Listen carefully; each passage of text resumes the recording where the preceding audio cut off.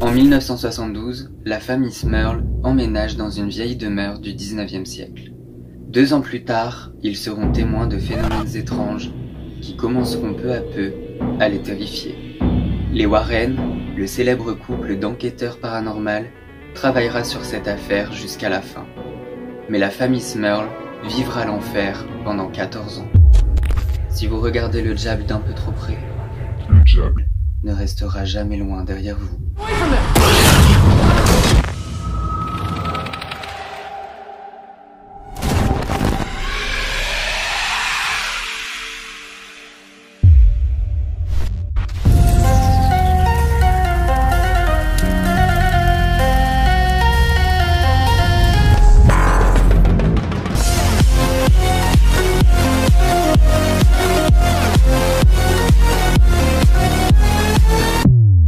Salut bébé, j'espère que tu vas bien. Yeah. T'as vu, aujourd'hui je me suis fait un petit make-up et ça faisait longtemps que je m'étais pas maquillée comme si j'allais faire le trottoir en enfer. On va faire abstraction de ce make-up parce que je le trouve quand même vachement trop chargé. Je sais pas pourquoi j'ai fait ça mais bon je l'ai fait hein. Comme le sujet se prête à ça aujourd'hui, j'ai mis une petite boucle d'oreille en forme de croix qui est en bois. Alors j'ai hésité à la retourner, à la mettre comme ça, mais je me suis dit on va quand même pas tenter d'attirer le chétan parce que là sinon après je vais me retrouver dans la merde. Alors que déjà je pense que pour l'enfer mon corps est clairement une boîte de nuit hein, parce que je suis roux, gay et gaucher. Je suis l'antéchrist à moi tout seul, donc on va se calmer là, hein. On va bénir après cette pièce. Bébé, si tu n'es toujours pas abonné, je sais pas ce que t'attends, mais moi ça me rend triste. Alors abonne-toi en cliquant sur le bouton qui ressemble à ceci et active la cloche de notification pour avoir une notification à chaque nouvelle vidéo et ne rien manquer bien évidemment.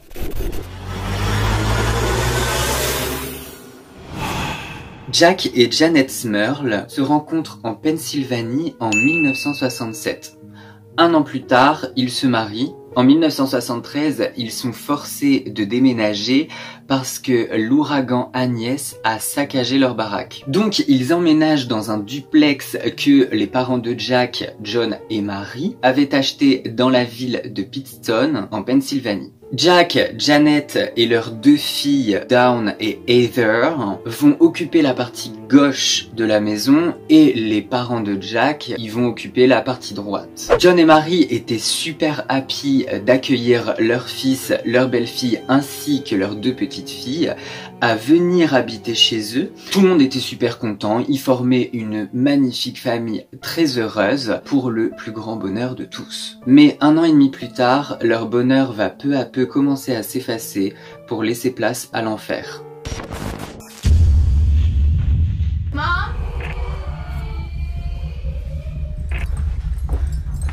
En janvier 1974, une tache très étrange apparaît sur le tapis du salon. Donc Janet, elle est en mode « Mais qui a souillé ma nouvelle acquisition ?»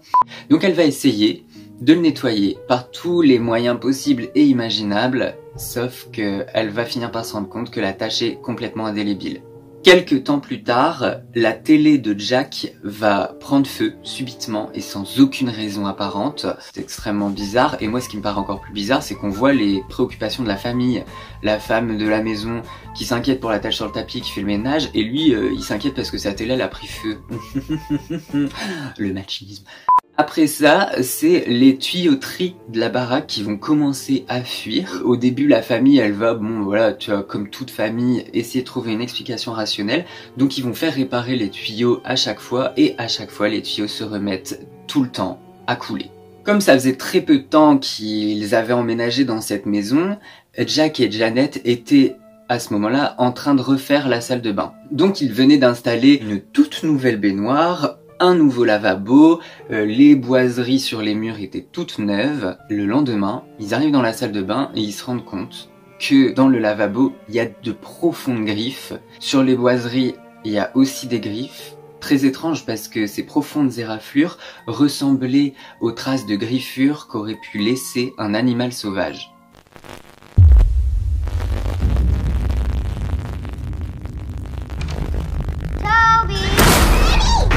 En 1975, soit un an après les premières manifestations, donc toutes les griffes et tout le bordel dans la salle de bain, Dawn, la fille aînée de la famille, va commencer à dire à ses parents que toutes les nuits, elle se réveille et elle voit des gens flotter autour de son lit.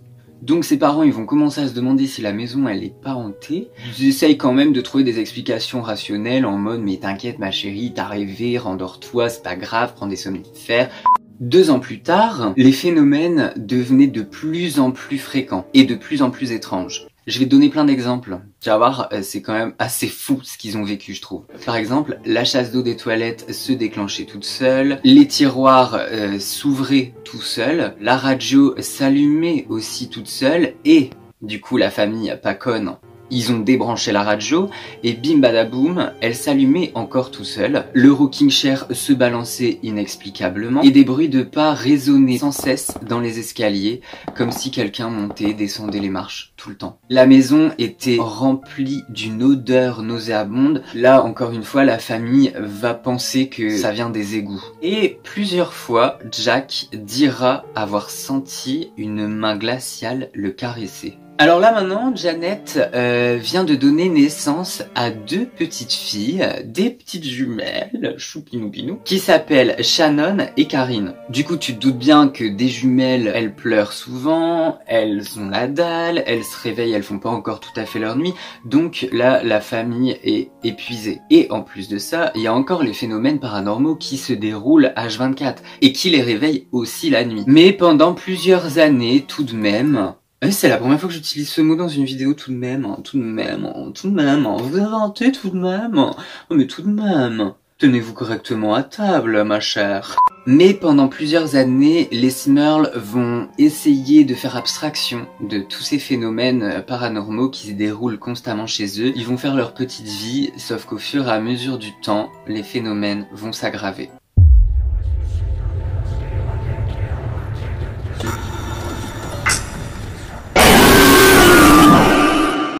Nous sommes en janvier 1985, la situation s'est largement aggravée, un froid glacial s'abat extrêmement souvent sur la demeure des Smurls.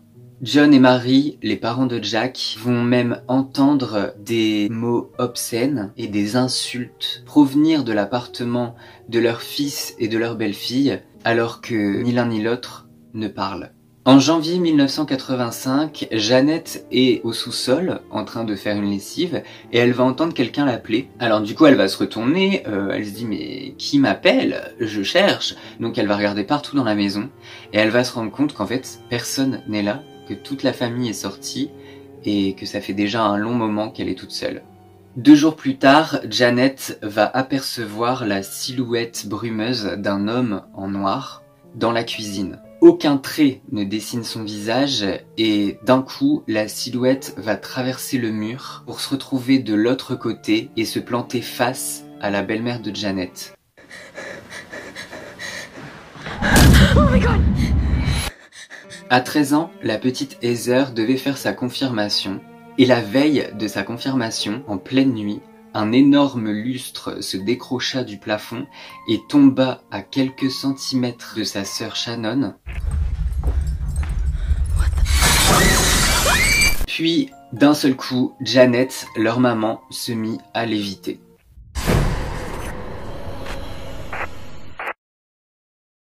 Un soir, Jack et Janet étaient pépouses dans leur lit quand tout à coup une odeur nauséabonde envahit la chambre. Alors Jack est en mode « Janet, t'as pété ?» Nope. Mais Janet fut violemment tirée de son lit par une force invisible et Jack la regarda complètement impuissant. Il se sentait paralysé, sans aucune explication, il n'arrivait pas du tout à bouger. Une nuit aussi, pendant que Shannon dormait, elle a senti une force invisible la tirer de son lit et la traîner jusqu'en bas des escaliers. Des grattements vont commencer à résonner en permanence dans les murs de la maison des Smurls. Les voisins des Smurls vont à ce moment-là commencer à se plaindre des bruits qui viennent de chez eux. Ils entendent souvent taper dans les murs, des grattements, ils entendent hurler dans la maison et plein de bruits étranges. Parfois ils entendent ça alors que la famille est partie et qu'il n'y a absolument personne dans la maison.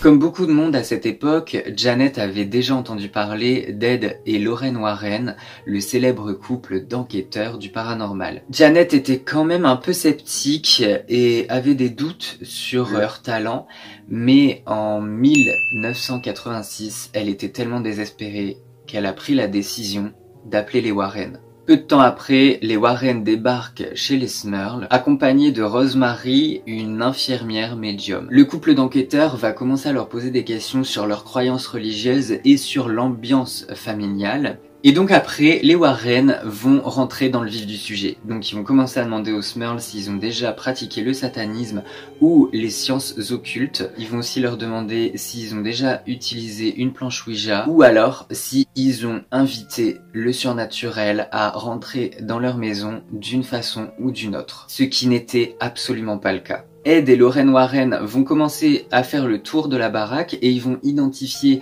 le placard de la chambre comme étant le point de croisement entre les deux parties du duplex. Après avoir fait le petit tour de la baraque en mode petite balade digestive, les Warren vont annoncer à la famille qu'ils ont identifié 4 entités. 3 d'entre elles sont des entités mauvaises mais au KLM on peut les jarter tranquille. Par contre, la 4e entité est un démon. Comme les Smurls n'ont jamais joué à Charmed dans leur baraque, les Warren vont en déduire que le démon était présent dans la maison depuis déjà plusieurs dizaines d'années et qu'il s'est réveillé au moment où les jeunes filles sont rentrées en puberté parce qu'elles avaient une charge émotionnelle beaucoup plus importante que la normale et donc ce démon a pu se nourrir de cette énergie. Alors Ed et Lorraine Warren vont essayer de faire partir le démon à 2 reprises, en jouant de la musique religieuse et à l'aide de plusieurs prières. Mais ça aura l'effet inverse parce que le démon va carrément péter un câble. Il va commencer à secouer violemment un miroir et les tiroirs d'une commode vont sortir de celle-ci. Et sur le miroir qui était secoué, une phrase va apparaître. Vous, les bâtards dégoûtants. Sortez de cette maison. Donc les Warren n'étaient pas vraiment les bienvenus. Lors de ces 2 séances, le démon apparaissait sous une forme brumeuse et il gifla plusieurs fois Jack et Janet. Et il va même étrangler Ed Warren, ce qui va emmener Ed à l'hôpital. Le démon était méga puissant et les seules choses qui arrivaient un peu à le calmer, c'était les prières et l'eau bénite. Un jour, Jack va dire s'être fait agresser sexuellement par une succube et il va même la décrire. Il va dire qu'elle avait le visage d'une vieille femme et le corps d'une jeune femme. Elle était recouverte d'écailles, elle avait les yeux rouges et les gencives vertes. Et quelques jours plus tard, c'est Janet qui va dire s'être fait violer par une silhouette sombre et que pendant ce viol, elle entendait des cris de porc résonner dans les murs. Pour les Warren, c'est le signe d'une extrême infestation démoniaque. À plusieurs reprises, Jack et Janet vont demander l'aide de l'église. Le diocèse de Scranton va leur dire écoutez les gars, je vais essayer de voir avec des experts, mais franchement, une participation officielle est clairement impossible. Donc les Warren vont faire appel au père McKenna. Ce mec, en fait, c'est un prêtre à l'ancienne. Genre il fait encore les messes en latin et tous les rituels qu'il fait, il les fait vraiment selon l'ancien modèle. Et il a déjà réalisé plus de 50 exorcismes pour les Warren. Donc quand le père McKenna va arriver chez les Smurl, il va commencer à faire un exorcisme selon l'ancien rituel et ça va aussi faire péter un câble au démon. La jeune Karine va tomber gravement malade et elle va choper une fièvre super méga étrange. Sa vie sera gravement mise en danger. Janet et sa belle-mère, elles avaient des marques de coups, de piqûres, de griffures partout sur les bras. Toute la famille commence à partir dans une grave dépression. Alors Ed Warren va leur expliquer qu'il y a 4 étapes dans la possession. L'infestation, l'oppression, la possession et la mort. Et Ed Warren va dire à la famille qu'ils en sont à la 2e étape. Vers la fin du printemps, le prêtre McKenna va refaire un exorcisme, mais c'est un échec. Le démon harcelait Jack au travail et il avait même accompagné toute la famille quand ils étaient partis camper dans les Poconos. Clairement là, la famille savait très bien que s'ils essayaient de fuir la maison, le démon les suivrait.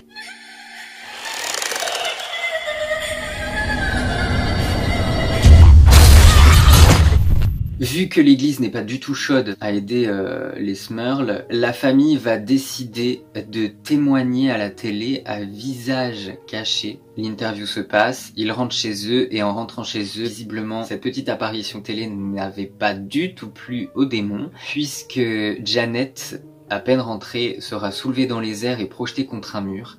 Et plus glauque encore, Jack va avoir l'opportunité de voir le démon. Et il va le décrire comme étant une créature monstrueuse qui ressemblait à un porc sur 2 jambes. Un peu plus tard, en pleine nuit, Janet va être réveillée parce qu'elle va être attrapée par une main d'apparence humaine qui va la choper au cou et Jack va une nouvelle fois se faire agresser sexuellement par la succube. Même s'ils ont peur du ridicule, les Smurls vont décider de parler de leur histoire à un journal. Ça va faire la une des journaux, cette histoire. Le problème, c'est que ça va attiser la curiosité de plein de gens. Donc il y aura énormément de journalistes, des gens de la presse aussi qui seront devant chez eux. Il y aura des scientifiques, des sceptiques et aussi des enquêteurs. Et par exemple, il y a un gars qui s'appelle Paul Kurtz, qui est un prof de philo et aussi un spécialiste en paranormal. Ce mec, il va vouloir enquêter dans la baraque, sauf que les Warren vont refuser, et les Smurls aussi. Et donc, il va commencer à les attaquer en disant « Ouais, c'est du mytho, il se passe rien de paranormal dans la baraque, c'est pour ça que personne veut que je vienne. » Les voisins des Smurls, ils vont les accuser d'avoir inventé cette histoire pour se faire du fric. Sauf que le diocèse va dire « Tout le monde critique, mais personne sait ce qui se passe réellement dans cette maison. »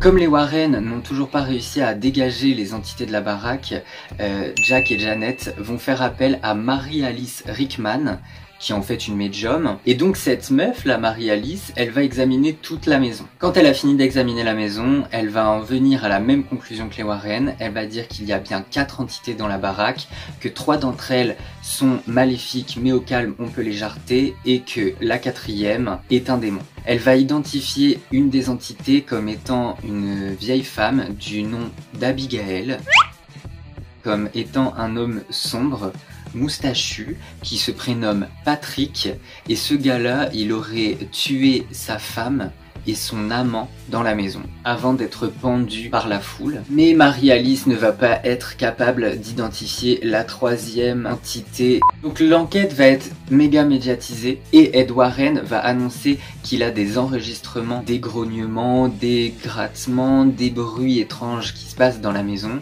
et qu'il les a envoyés à l'église. On sait de source sûre que le diocèse est venu chez les Smurls pour voir par lui-même, mais on ne sait pas si c'est à cause de la médiatisation ou grâce aux enregistrements qu'Ed Warren lui a fournis. Donc pendant ce temps-là, les Warren vont organiser un méga exorcisme avec plusieurs prêtres et un groupe de prière. Quand le jour J arrive, c'est le père Makina qui va être chargé de faire l'exorcisme. Et alléluia, après ce 3e exorcisme, les entités semblent avoir disparu. Alors toute la famille va se mettre à twerker de joie.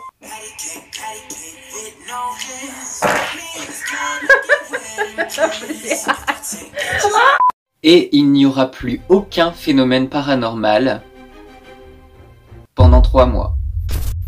Peu avant Noël 1986, Jack va apercevoir une forme noire, et là c'est con parce que ça annonce la 3e phase de possession. Alors notre petit Jaco, il va commencer à prendre son chapelet et à prier dans l'espoir que ce soit juste une entité de passage. Mais les bruits étranges, les odeurs dégueulasses vont revenir, ainsi que les actes de violence et d'agression. Là, clairement, Jack et Janet savent que le démon est de retour. Donc, ils vont prendre la décision de quitter la ville. Et pendant ce temps-là, les Warren, en collaboration avec un écrivain, ils vont écrire un livre qui raconte l'histoire des Smurls. Alors là, certains journalistes et les voisins des Smurls vont commencer à dire « Ouais, bah en fait, on avait raison, c'est une histoire inventée de toutes pièces pour se faire du fric ». Mais en 1988, l'église va retourner chez les Smurls pour pratiquer un 4e exorcisme, et à la fin de ce 4e exorcisme, il ne se passe plus aucun phénomène paranormal. Les Smurls ont enfin retrouvé la paix et ils décident de déménager. La meuf qui va emménager juste après eux dans leur ancienne maison ne signalera jamais aucun phénomène paranormal. J'ai envie de dire normal puisque la maison a été nettoyée, donc il n'y a plus rien. Cette histoire, elle a fait polémique pour une chose, c'est qu'en fait, la presse a réclamé les preuves qu'Ed Warren possédait et Ed Warren n'a jamais voulu les fournir. Donc forcément, il a toujours laissé planer le doute et donc la presse en a fait tout un foin en mode ça s'est jamais passé, c'est faux, c'est faux, c'est faux, sauf que l'église a quand même été sur place et a constaté les faits. Qu'est-ce qui s'est réellement passé dans cette maison? Chacun est libre de penser ce qu'il veut. Voilà bébé, cette vidéo est terminée, j'espère qu'elle t'aura plu, si c'est le cas n'hésite pas à lâcher un petit like et également à t'abonner en cliquant juste ici. Et là, tu trouveras ma dernière vidéo, on se retrouve très bientôt, je t'aime, ciao.